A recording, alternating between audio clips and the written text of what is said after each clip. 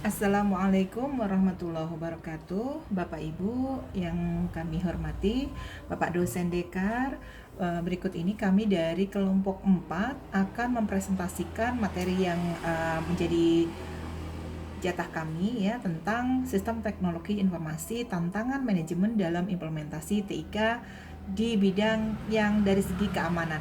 Dan ini akan dibawakan oleh kelompok 4 antara lain Susilowati, NIM 2011-04557, Ibu Umi Khalifah NIM 2011-04558, Ibu Winarti NIM 2011-04560, Endah Susiarini saya sendiri NIM 2011-04584, dan Neni Oktaviana NIM 2011-04586, serta Bapak Setio Nugroho NIM 2011-04607.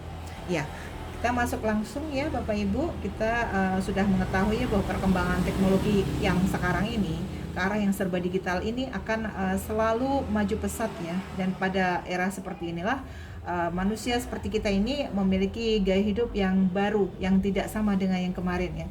Jadi kita seperti mendapatkan dunia yang baru gitu ya. Dan dampak dari semua yang terjadi itu tentu saja ada dampak positif dan dampak negatif. Yang positifnya pasti kita sudah tahu banyak ya, bahwa kita bisa dimudahkan dengan adanya teknologi tersebut. Kita bisa lebih menghemat waktu apabila kita ingin mengunjungi saudara misalnya. Kita kalau sebelumnya kan harus naik bis atau harus naik motor sekian jam seperti itu ya.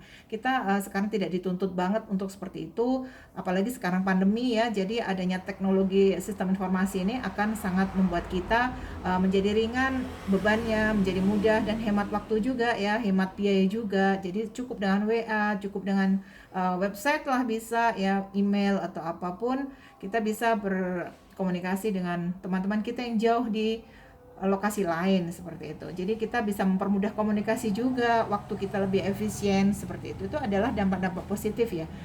Dampak positif ini memang sangat dirasakan oleh kita pribadi ya, bahkan tempat kita bekerja pun itu juga mendapatkan banyak sekali keuntungan dari adanya sistem teknologi informasi ini. Dan tentu saja di situ kita juga ada dampak negatifnya ya. Dampak negatif juga kita udah tahu semuanya ya, tapi biasanya ya dampak negatif ini kita harus segera minimalisir, karena itu bisa diminimalisir, kita bisa atur, kita bisa cegah ya. Apabila dampaknya itu terlalu besar, yang negatif terlalu besar, maka kita harus segera hadirkan solusi apa seperti itu ya. Dampak negatif tersebut antara lain semua yang berbau tradisional tuh akan mulai tergeser gitu ya.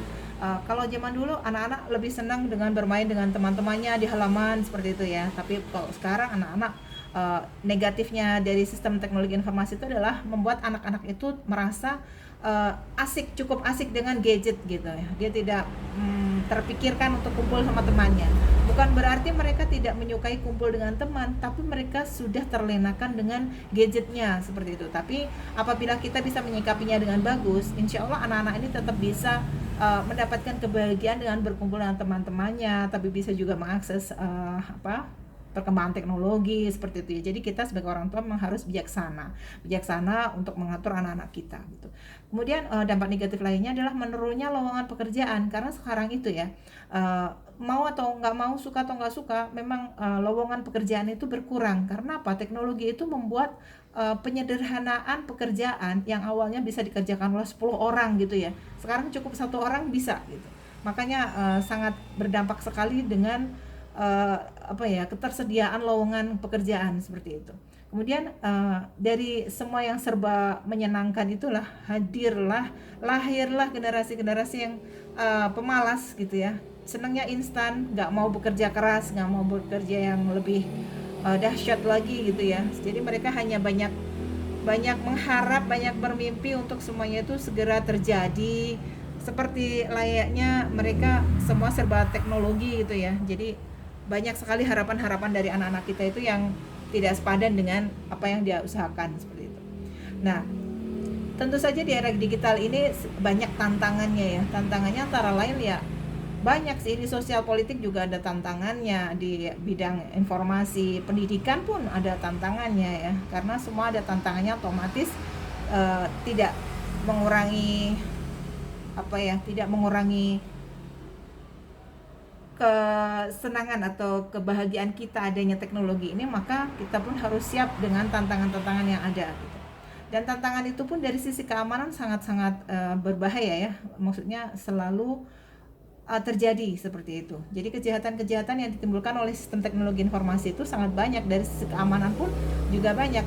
Contoh ya, kalau zaman dulu anak-anak kita itu tidak semudah sekarang untuk mendapatkan informasi-informasi tentang kekerasan, kemudian tentang pelanggaran-pelanggaran hak cipta, kemudian pornografi, seperti itu kan dari dulu kan sangat terbatas gitu ya. Tapi kalau sekarang dengan adanya sistem teknologi yang seperti ini, maka anak-anak itu tidak bisa kita kontrol. Kalau mereka memang ada keinginan, maka bisa mereka tuh mengakses semua itu dari teknologi tersebut. Maka ini sisi keamanannya adalah keamanan bagaimana kita memprotek anak-anak kita, kemudian keamanan dari segi perilaku, keamanan dari segi mereka bisa melindungi melindungi dirinya dari hal-hal yang tidak baik atau maksiat seperti itulah ya. Jadi itu dari sisi keamanan itu pun tidak aman gitu ya, kita tidak aman juga gitu.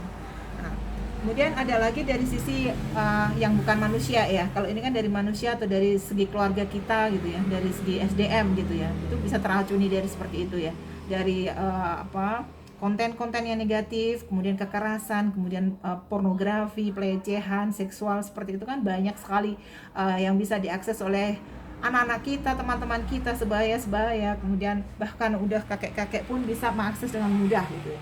Sehingga ini juga mengancam keamanan kita gitu.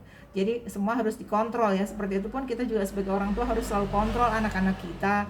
Kemudian teman-teman kita pun kita sebisa mungkin untuk bisa memberikan kepada mereka itu ajakan untuk berbuat kebaikan. Kemudian kita tidak menyukai segala sesuatu yang itu tuh dilarang gitu ya, baik itu secara agama maupun secara etika seperti itu. Dan selain dari sumber daya manusianya, sebenarnya keamanan dari sisi perangkatnya pun ada ya. Jadi dari sisi perangkat itu kita bisa merasa nggak aman saat kita melakukan segala sesuatu itu kita backup dengan teknologi ini ya. Karena nggak amannya itu apa? Kadang-kadang data yang ada di sistem kita itu bisa dicuri orang gitu, dicuri oleh orang-orang yang tidak bertanggung jawab gitu. Kemudian juga banyak sekali orang-orang yang tidak menyukai untuk melakukan segala sesuatunya secara legal gitu ya. Bahkan software-software itu banyak sekali dibajak, kemudian lebih senang membeli software-software yang palsu gitu, yang ilegal seperti itu kan sebenarnya keamanannya juga nggak terlalu terlindungin gitu ya. Kemudian penghancuran data secara ilegal, modifikasi. Nah seperti itu tuh ancaman ya, atau keamanan yang dari sisi fasilitas gitu ya, dari adanya sistem teknologi ini. Kemudian kegagalan sistem, kesalahan manusia, bencana alam, dan bisa juga hacker gitu ya, itu merusak data yang ada di kita gitu. Dan semua itu sebenarnya mengancam juga ya, tantangan yang perlu kita hadapi dari sisi keamanan adanya sistem informasi ini.